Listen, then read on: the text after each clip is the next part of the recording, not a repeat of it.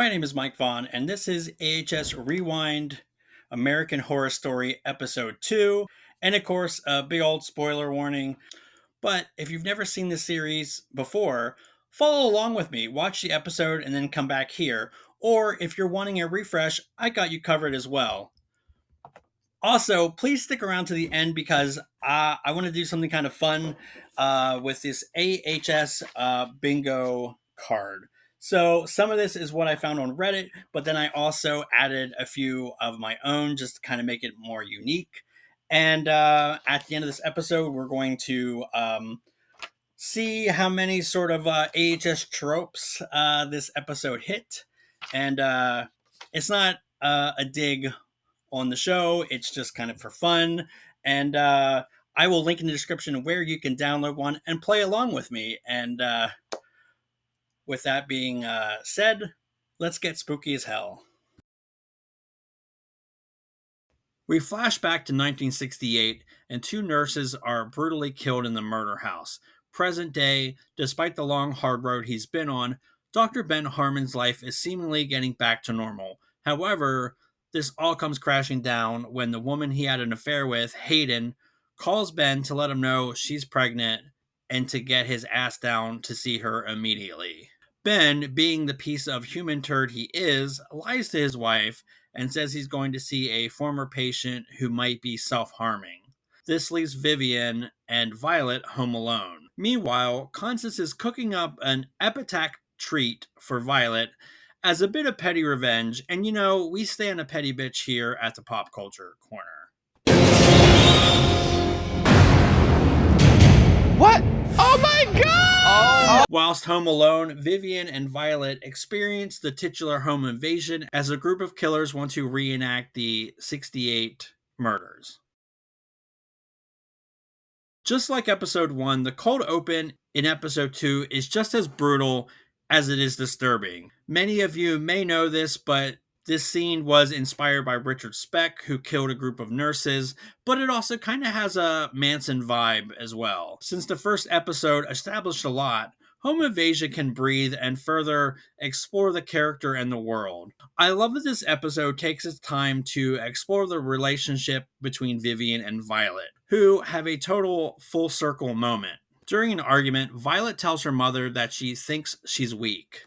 But after Vivian shows bravery and autonomy during the home invasion, Violet's opinion of Vivian changes 180, even calling her brave. This also speaks to a broader theme of motherhood, something that is explored more directly later this season. In a nice juxtaposition, we learn more about Constance and Addie's relationship, which of course is way more unsettling and dysfunctional. Unlike Vivian and Violet, who banded together, Ben, who is supposed to be the man of the house, abandons them, all thanks to the affair he had. In a weird way, this brings mother and daughter closer than ever. I think this is such a strong narrative thread and helps balance the emotional depth and horror. This is also the first time we see a murder in present day, and since we know that Tate's a ghost, this technically is the first episode that establishes that ghosts in this universe can kill the living. We also get a sliver of Ben really showing his dark side here. This is best expressed when Ben is going to the abortion clinic with Hayden, and there he is very loving and supportive, but the moment she leaves, the veil slips and Ben looks angry. It's the kind of face of pure contempt. It's a subtle moment, but it speaks volumes to his inner workings.